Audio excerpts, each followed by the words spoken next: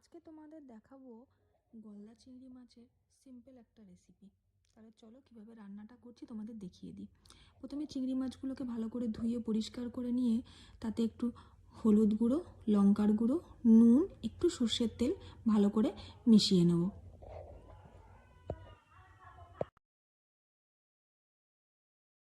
তারপর কড়াইতে একটু তেল গরম করে তাতে চিংড়ি মাছগুলো একে একে দিয়ে দেবো ভাজার জন্য।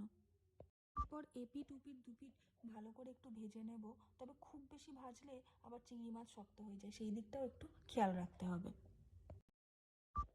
মাছটা ভাজা হতে হতে কাজু, কিশমিশ, পোস্ত, চারমগজ, কাঁচা লঙ্কা এই কয়েকটা জিনিস মিশিয়ে আমি একটা স্মুথ পেস্ট বানিয়ে রাখবো। ওই তেলের মধ্যেই একটা শুকনো লঙ্কা ফোড়ন দিলাম। এরপর ওই কাজু পোস্তর পেস্টটা তেলের মধ্যে দিয়ে একটু হালকা নেড়ে নেব। তারপর এর মধ্যে একটু হলুদ গুঁড়ো মিশিয়ে নেব। হলুদ গুঁড়োটা ভালো করে মেশানো হয়ে গেলে একটু জল দিয়ে দেব। জলটা ততটাই দেবো যতটা আমরা গ্রেভিটা রাখবো।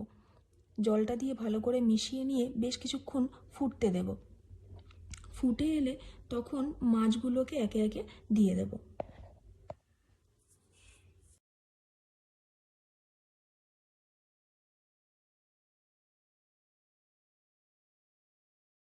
এরপর বেশ কিছুক্ষণ চাপা দিয়ে রান্না করার পর নামাবার আগে কিছুটা গরম মশলা আর ধনিয়া পাতা কুচি উপর থেকে ছড়িয়ে গরম গরম পরিবেশন করব।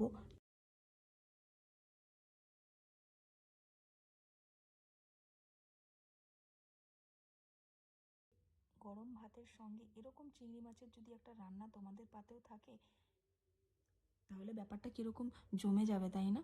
অবশ্যই একবার ট্রাই করে দেখো বাড়িতে, আর কেমন হলো কমেন্টে একদম জানিও।